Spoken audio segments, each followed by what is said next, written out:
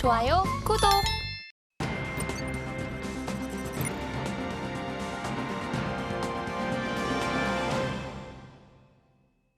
네, 나스닥 선물 차트 살펴보시겠습니다. 오늘 미국의 3분기 GDP 속보치가 시장 예상치를 하회하면서 전반적으로 우하향하는 흐름이 나타났는데요. 개장 전 발표 이후에 우하향하는 흐름이 나타났고 개장 이후에도 음봉이 연속적으로 나오면서 10시 43분경 2542선까지 터치를 했습니다.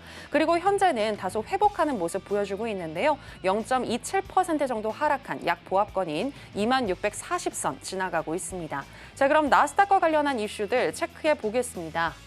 오늘 저희가 이슈 두 가지를 준비했는데요. 먼저 첫 번째로는 미국 나스닥의 흐름과도 연결이 될 수가 있는 일본의 정치적인 이슈에 대해서 살펴보겠습니다. 지난 27일에 치러진 일본 중의원 선거에서 이시바 시게루 총리가 이끄는 집권 자민당이 과반 의석 확보에 실패했습니다. 이는 야당으로부터 정권을 탈환한 2012년 이래 12년 만에 일어난 일이라고 하는데요. 이로 인해 지난 1일 취임한 이시바 총리의 정치적인 입지가 흔들리는 것이 아니냐는 불안한 또 의견들이 많이 나오고 있습니다.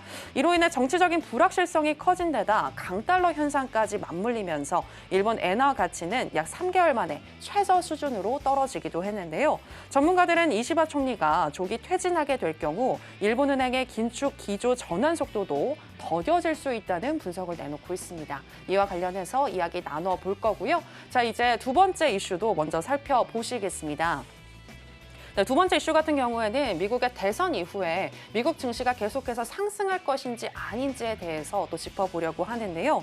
국내에서 열린 한 강연회 내용을 살펴보면 현재 트럼프와 해리스 후보 모두 감세를 공략하고 있기 때문에 재정 적자 확대에 따른 후유증이 내년 상반기부터 나타날 것이라는 전망이 제기됐습니다. 구체적으로 해리스 감세안의 경우 향후 10년간 2조 달러의 추가 재정 적자를 발생시키고 경제 성장률을 크게 악화시킬 것이라고 보고 있고요. 또 트럼프 감세안은 향후 10년간 4조 달러의 추가 재정 적자를 내지만 고소득자의 소비가 계속 커지고 있어 경제 성장률의 악화는 그리 심하지 않을 것이라고 전망했습니다. 다만 어떤 경우든 강달러 현상은 더 심해질 것이라며 자산 증식을 위해서는 내년 상반기에 달러 비중을 높여야 한다는 의견도 제시가 됐는데요. 이와 관련해서 이야기 나눠보도록 하겠습니다. 자, 일단은 먼저 엔화 관련해서 또 우리가 짚어봐야 될 것 같습니다. 네, 일단은 뭐 일본 이 이시바 정권이 지금 힘을 좀 쓰기 어려워진 상황이 나타난 것 같은데 이로 인해서 금리 인상을 하기 어려워진 것이 아니냐라는 전망이 나왔거든요. 어떻게 보시나요? 저는 이제 그러니까 BOJ 측면에 좀 바라볼 필요가 있을 것 같아요. 네. 왜 바라보는 측면이면 결국엔 이제 BOJ나 연준은 뭡니까? 물가 안정, 고용 안정이죠, 그죠? 네. 자, 이번에 이제 중요한 거는 지금 화면 잠깐 보시다시피 자, 이번에 자민당이 패배한 원인은 뭐 딱 한 가지, 뭐 여러 가지가 있겠지만 경제죠, 경제. 지금 뭐 일본 인플레이션 상당합니다. 물가 상승률이 엄청나게 좀 높게 올라가고 있고요. 뭐 그런 거에 인해서 서민들이 이제는 더 이상 못 참겠다. 이제 바꿔보자. 뭐 그런 식이 되면서 이제 정권 교체가 이루어졌는데 핵심은 여기 보시다시피 물가 상승률이 역대 최고치예요. 4.1%예요. 그죠? 자, 아베노믹스가 2009년에 거의 15년 정도 계속 우리가 일본이 디플레이션 시대를 살았죠. 그러다 보니까 금리를 계속 거의 뭐 제로 금리, 물론 저번에 0.1 올렸지만 상당 기간 뭐 이루어졌단 말이에요. 이제 상황이 완전히 역전이 되면서 이제는 인플레이션을 고민해야 되는 그런 상황에 놓여 있다는 말이에요. 그래서 서민들이 지금 상당히 지금 애를 좀 먹고 있는 상황들, 뭐 그런 것들 때문에 정권 교체가 일어나면서 어쩌면 일본이 금리를 한 번 더 올릴 수 있는 여지가 있겠다. 그러면서 어떻게 돼요? 엔케리 청산이 재현이 될 가능성이 저는 조금은 있어 보이지 않느냐. 그렇게 얘기를 드리고 싶어요. 왜 그러냐면 자, 어떻게 됐든 11월 7일 다음 주 이제 한국 시간으로 목요일이 되겠죠. 목요일 날. 자, 지금 시장의 분위기는 0.25%를 인하하는 걸로 일단 얘기가 돼 있습니다. 얘기가 돼 있고 지금 일본 자체는 어쨌든 분위기 자체가 물가를 잡으려면 금리를 올릴 수밖에 없죠. 그러면 금리 격차가 좁아지겠죠. 그럼 스마트 머니가 일본으로 옮겨갈 여지도 있다란 말이에요. 이것 때문에 제가 우리 둘이 반비례한 게 있다 보니까 그죠? 반대 입장에 놓여 있다 보니까 이런 현상이 재현될 가능성의 여지가 충분히 저는 있다. 그렇게 일단 판단을 해봅니다. 그죠? 자, 그리고 다음 뉴스 한번 볼게요. 다음 거. 네, 네. 자, 다음 것도 보시면, 자, 지금 또 근거가 뭐냐면, 자, 어떻게든 뭐 10월 31일 날 BOJ 금리 결정이 있습니다. 자, 이번에는 뭐 안 내리고 동결 분위기로 갈 것 같아요. 우회당 총재가 하는 얘기가. 자, 근데 그 향후 멘트가 중요합니다. 연준의 파월도 항상 뭐 어렵게 얘기하다가 결론적으로 이제 멘트가 매파적으로 나오거나 비둘기파적으로 나오거나 이렇게 나오잖아요. 그죠? 자, 어쨌든 아까 말씀 BOJ의 목적은 물가 안정을 잡아야 되죠. 그래서 저번에도 한번 얘기를 했었어요. 자, 경제 물가가 이제 BOJ가 생각하는 만큼 어느 실현 가능한 상황까지 놓이게 된다면 어떻게 돼요? 정책 금리를 인상해 나가게 될 것이라는 것을 강하게 피력을 했어요. 이건 정치하고 무관한 얘기죠. 물론 일본이란 특성이 있죠. 뭐 미국하고는 좀 약간 다르지만 어쨌든 우에다는 자기만의 어떤 역할을 분명히 다 할 거란 얘기죠. 그래서 10월 말은 동결이 될지 몰라도 향후에 우에다가 미국의 어떤 대선의 결과도 보겠죠. 그렇게 보면서 금리 정책을 조금 매파적으로 갈 가능성이 높겠다. 그렇게 말씀드려요. 자, 오른쪽 화면 또 보시면 자 보세요.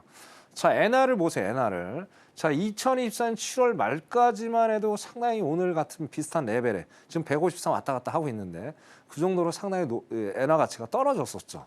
자, 그러고 나서 2024년 9월에 그죠? 9월 중순에 거의 140 초반대까지 엔화가 아주 강세가 이어졌어요. 그러기 또 무색하게 지금 다시 거의 2023년 7월 거의 3달 전 가격으로 다시 돌아와 있는 상황이에요. 이러다 보니까 어떻게 돼요? 엔화 가치가 떨어지니까 아까 서두에 말씀드린 대로 서민 경제가 위축을 받을 수밖에 없다는 얘기죠. 자, 이런 것 때문에 더 이상 방관할 수가 없는 거죠. BOJ 입장에서.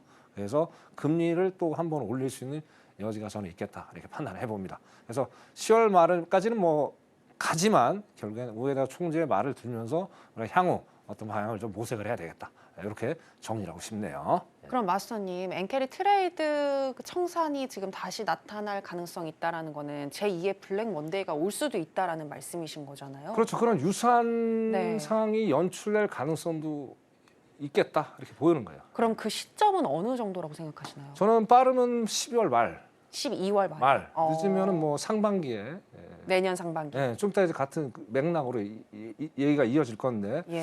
그런 가능성이 좀 있지 않을까. 강도의 차이는 있겠지만 저는 그렇게 저의 내피셜이니까 그렇게 말씀을 드리고 싶습니다. 네. 아, 예, 알겠습니다. 네. 지금 일본 자민당의 참패에도 불구하고 일본의 인플레 우려로 인해서 또 BOJ는 금리 인상을 할 가능성이 높다라고 의견을 주셨고요.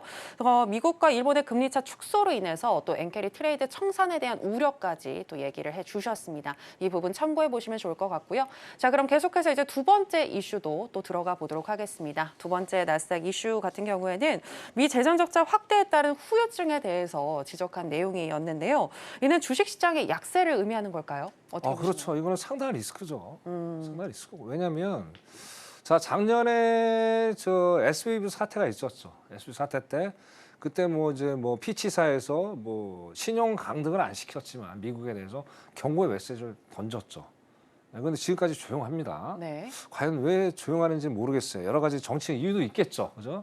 자, 근데 선거가 끝나고 나면 제가 보기에는 그죠? 재정 적자는 또 누적이 될 수밖에 없어요. 아까 이제 앵커님 말씀하신 대로 해리스가 됐든 트럼프가 됐든 어떻게 돼요? 결국에 감면을 할 수밖에 없는 거죠. 그거는 똑같은 정책이잖아요. 자, 그럼 어떻게? 네. 그죠? 네. 정책인데 지금 재정 적자가 지금 어마어마하죠. 지금 1조 8천억 달러입니다. 1조 8천억 달러. 그리고 지금 금리가 너무 고금리다 보니까 지금 이제 국방부 예산이 1조 달러인데 거기보다 더 많이 이자를 지금 내고 있는 상황이란 말이에요. 자, 그럼 결국에 국간에 돈이 비었어요. 그러면 어떻게 해야 돼요? 부채 그 돈을 또 찍어내야 될 국채 또 발행을 해야 될 거 아니에요. 그러면 또 부채가 산처럼 눈털쳐 불어난단 말이에요. 이걸 어떻게 감당할 거냐 이거죠. 그죠? 아무리 뭐 미국이 천조국이라 하더라도 과연 이걸 감내할 수 있는 여력이 될까요? 그러니까 지금 어떻게 돼요? 해리스가 바이든 입장에서는 어떻게 돈을 너무 많이 풀어놨으니까 그죠? 조금 뭐 그런 거 리스크를 좀 감수하면서 가려고 하는데 트럼프가 또 정권 새로 잡아버리면 엄청난 적자가 된단 말이에요. 얘기 그러면 어떻게 해야 돼요 또? 돈이 시장에 또 많이 풀리면서 인플레가 안 잡혀지는 거죠. 그죠? 잡혀져야 되는데. 소비가 많이 써야 될 거 아니에요. 그죠? 이런 것 때문에 또 그렇게 되는 것 같고 여기에 또 이제 국채 금리가 계속 오를 수밖에 없는 이유는 또 여러 가지가 있죠. 그치? 아까 이제 이거 뭐 자막에 잠깐 봤는데 자 이제 관세 이거 많이 때리는 게 결코 좋은 건 아니에요. 그죠? 정말 좋은 건 아니에요. 그럼 결국에는 나홀로 성장 미국이 혼자 성장이 가능할까요? 절대로 불가능하다 봅니다. 그리고 이제 뭐 달러가 지금 너무나도 이게 금리하고 달러는 상관관계 있잖아요. 금리가 오르면 달러도 오르잖아요. 지금 너무나도 강달러예요. 자, 이런데 원래 이제 또 번외적으로 말씀드리면 자, 금하고 달러는 반비례 관계에 가야 되는데 왜 자꾸 반비례 관계 안 가냐 이거지. 자, 그거는 좀 이따 골드 할 때 제가 추가적으로 설명을 드릴게요. 그래서 상당히 이거는 리스크로 다가올 수 있고 최악의 경우 대선이 끝나고 나서 뭐 올 말 아니면 내년에 상반기 정도에 신용 등급 회사에서 뭐 어떤 어나운스를 한 번 할 수도 있는 여지도 충분히 남아있지 않느냐라고 저는 생각합니다. 그 만약 그게 노출이 되면 그러니까 공포를 하면 언론에 대한 어나운스를 하게 되면은 상당히 좀 주식 입장에서는 녹록치 않겠다라고 그렇게 판단해 봅니다. 일단은 좋은 건 아니다. 그렇게 결론을 짓고 싶습니다. 이상입니다. 네, 누가 대통령이 되든 두 후보 모두 내건 감세 정책으로 인해서 추후에 미국의 재정 적자는 계속해서 이어질 것이며 이를 또 돌파하기 위해서 국채를 발행할 것인데 그로 인해서 국채 금리는 상승할 것으로 예상된다라고 분석을 해주셨습니다. 마스터님, 그렇다면 우리는 이제 투자자의 입장에서 좀 접근을 해야 되잖아요. 지금 여기 기사에서는 강달러를 주목해 보자, 그러니까 달러에 투자하자라는 의견을 좀 내비쳤던데 이와 관련해서는 어떻게 보시나요? 그렇죠. 강달러도 괜찮고 저는 채권도 괜찮다고 봐요. 왜냐하면 이제 물가가 안 잡히잖아요. 그러면 재정을 또 아까 축납하려면 국채 발행해서 이 높은 이자로 줘야 될 거 아니에요. 네. 이것도 리스크가 또 되는 게 뭐냐면 제가 지금 다른 나라들 뭐 유럽이라든지 뭐 미국, 뭐 일본도 지금 상당히 안 좋아요 상태가. 과연 살 나라가 몇 개가 있을 때 거기도 퀘션입니다. 그런 것도 퀘션이고. 자, 그리고 또 이제 말씀드리면 11월 4일부터 11월 8일까지 전인대 있죠. 중국. 최고 큰 회의가 있죠. 자, 거기서 시진핑이 정말 부양책에 대한 걸 세게 드라이브를 걸어버리면 어떻게 돼요? 스마트 머니가 잠깐 동안 또 중국으로 이동할 수도 있는 여지가 있겠다. 뭐 그런 것들. 그럼 우리나라 또 안 좋죠. 그죠? 이래저 우리는 뭐 고래 싸움에 새우등 터지는 그런 격이다. 우리나라 그런 상황이다. 그렇게 말씀드리고 싶네요. 그럼 우리 시장보다는 어쨌든 지금 미국 시장이든 중국 시장이든 그렇죠. 해외로 가야 되는 거네요. 그렇죠. 근데 네. 모르겠어요. 환율이 지금 환율이 너무 세가지고 네. 아니 지금 거의 1,400원을 우리나라 바라보고 있잖아요. 네. 너무나 암울합니다. 암울해요. 아. 삼성전자도 지금 상태가 안 좋고 그죠? 여러 가지. 그래서 좋은 날 있지 않겠습니까? 우리 화이팅 해봅시다. 네, 자, 어쨌든 해외 선물의 경우에는 위로도 베팅할 수 있지만 또 하락에도 베팅할 수 있는 매력이 있다라는 거 우리 투자자분들께서는 꼭 기억하시면 좋을 것 같고요. 자, 그렇다면 나스닥 선물 전략 오늘은 어떻게 가지고 가야 할지 바로 알아보도록 하겠습니다. 마스터님 팻말 준비해 주시고요. 하나, 둘, 셋. 빠밤. 네, 매수 사인 주셨습니다. 왜 매수일까요? 현재 지금 계속 올라가고 있긴 하네요. 네. 네, 그러니까 왜냐하면 이제 어제랑 또 비슷한 상황이 재현되는 것 같아요. 어제 졸트 보고서가 어떻게 됐어요? 안 좋게 나왔죠. 네. 그러고 나서 그 소비자 컨퍼런스, 소비자 네, 신뢰 컨퍼런스 지수 보도, 네. 좋게 나왔죠. 네. 그러니까 좋은 거 반, 나쁜 거 반.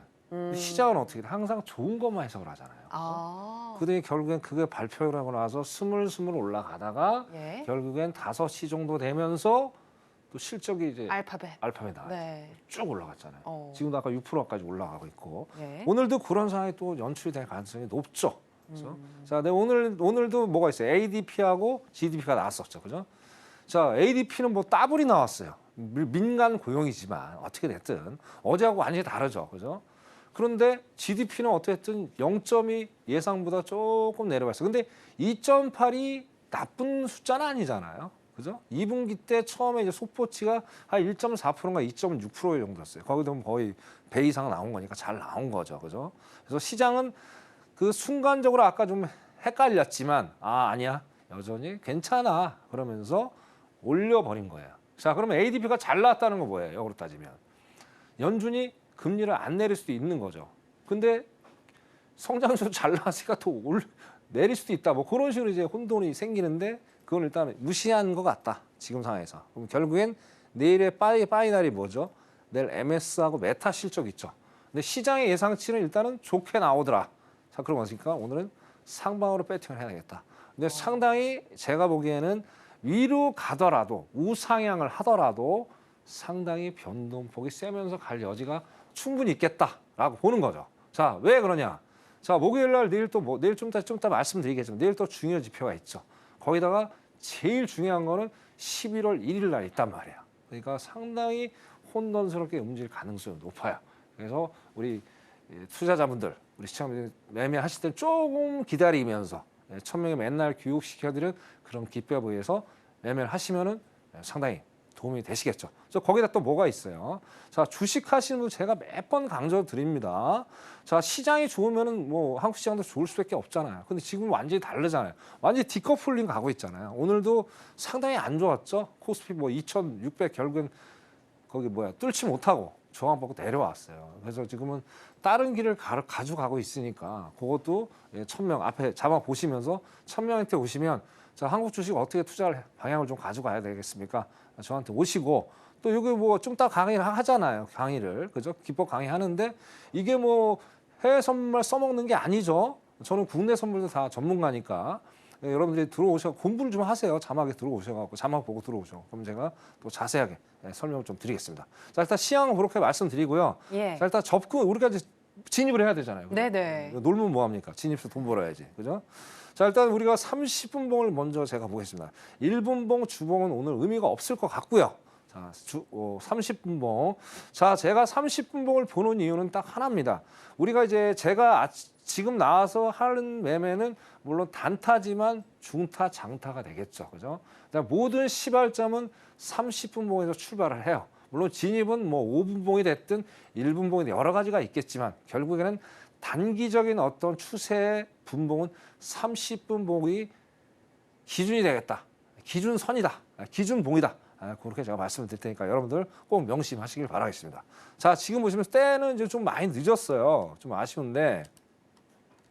자, 아까 이제 장이 이제 딱 열리고 나서 그죠? 좀 지나서 엄청나게 빠졌죠. 근데 여기서 지금 밑꼬리가 세게 달리는 망치, 야, 이거는 완전히 교과서적인 완전히 캔들 모양이에요. 근데 여기서 왜 지지받고 올라갔느냐? 정확히 나오죠. 여기 보시면 여기서 저항대가 제가 몇 번 말씀드렸어요. 저항대가 나중에는 지지대로 바뀐다. 여기서 정확히 지지를 올라갔죠. 그죠? 그래서 아까 장송 시작하기 전에 한 660 정도, 약간 630, 요 630 자리거든요. 요 정도에서 매수로 들어갔으면 참 좋았는데 버스는 이미 떠났고 결국에는 660에서 지지를 해주느냐 안 해주느냐가 오늘 관건이 될 것 같아요. 그래서 일단은 요거는 30분으로 이제 분석을 해보고 자, 그 다음에 진입은 뭘로 한다? 5분봉으로 한다. 5분봉을 한번 넘어가 볼게요. 자, 그리고 제가 사용하는 거는 제 이제 기법들이 여러 가지가 있습니다. 시청자 여러분. 네, 제 기법들이 여러 가지인데 그 중에 하나가 제가 6.25 전쟁선으로 여러분들에게 정확히 설명을 드리니까 6.25 전쟁선이 도대체 무슨 기법이야? 저 모른다? 그 앞에 자막 보시고 저한테 오십시오. 그럼 제가 자세하게 제가 또 설명을 드리도록 할게요. 정확히 나오죠. 그죠? 자, 5분봉 보니까 어떻습니까? 이쪽이 뭔가 고민을 하고 있는 자리예요. 결과적으로 횡보를 많이 하고 있죠. 그러면 여기가 오늘 변곡점이라는 걸 우리가 5분봉을 보면서 알 수가 있겠다. 그러면 어떻게 돼요? 진입은 20660에서 670 사이가 오늘 진입 타점이 되겠다. 그러고 나서 최대한 갈 수 있는 높이는 어디냐? 목표가는 20696.50이 될 것 같아요. 그러니까 2070 근처가 될 것 같네요. 왜냐? 거기가 종가예요, 종가. 종가는 결국에는 이제 종가를 돌파하면 오늘 플러스로 가는 거고 저항과 같으면 마이너스로 가는 거죠. 그래서 거기까지 한번 노려볼 가치가 있겠다. 단 MIT 익절을 거래해서 매매를 하셨으면 좋겠다. 그렇게 말씀을 드리고 싶습니다. 자, 나스닥 기술적 분석 여기까지 하도록 하겠습니다. 이상입니다. 지금 바로 구독을 눌러보세요. 실시간 경제 뉴스, 투자 전문가들의 다양한 시황과 정확한 분석, 또 알찬 투자 정보까지 신뢰할 수 있는 저희 서울경제TV와 함께하세요.